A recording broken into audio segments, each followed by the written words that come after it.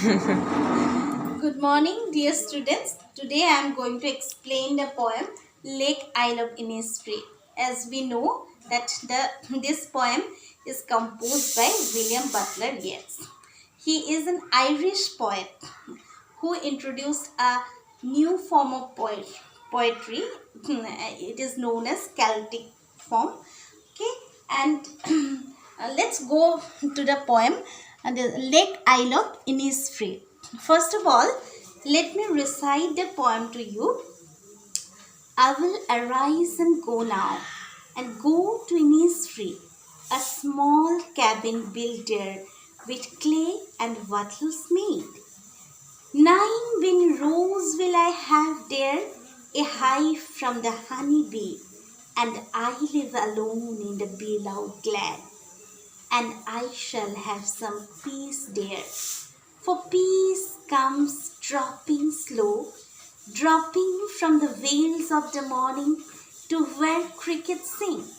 The midnights all a glimmer, and noon a purple glow, and evening full of linnet's wings.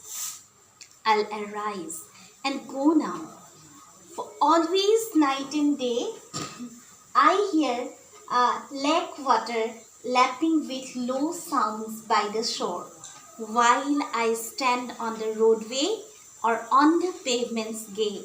I hear it from the deep heart's core. Okay, now I explain the poem to you line by line. I will arise. Arise, as you can see, the meaning of arise is to get up. And go now, and go to Innisfree. Innisfree is an imaginary place. Okay, maybe it is the place where W.B. Yeats had spent his childhood, and a small cabin built there, and of clay and wattles made.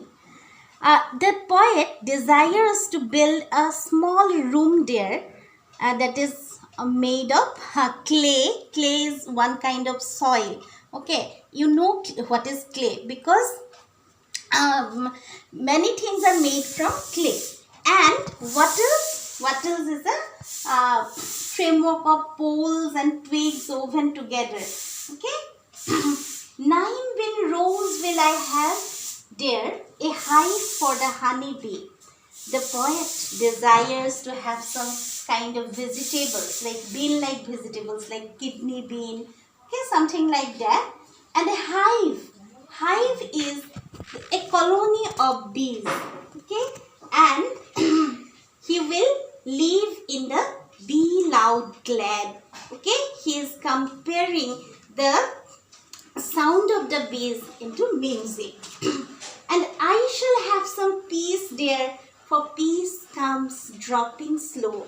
Probably this is the most poetic line in the poem. The poet wants to have some peace, and he says that in Innisfree, peace, pours like one by one, like drops are coming one by one, dropping from the veils of the morning to where the cricket sings. He says that veil means cover.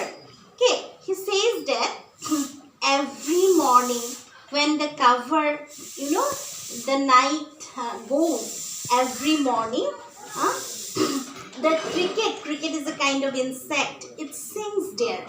The midnights all a glimmer, and the night you can feel a faint light. Okay, in the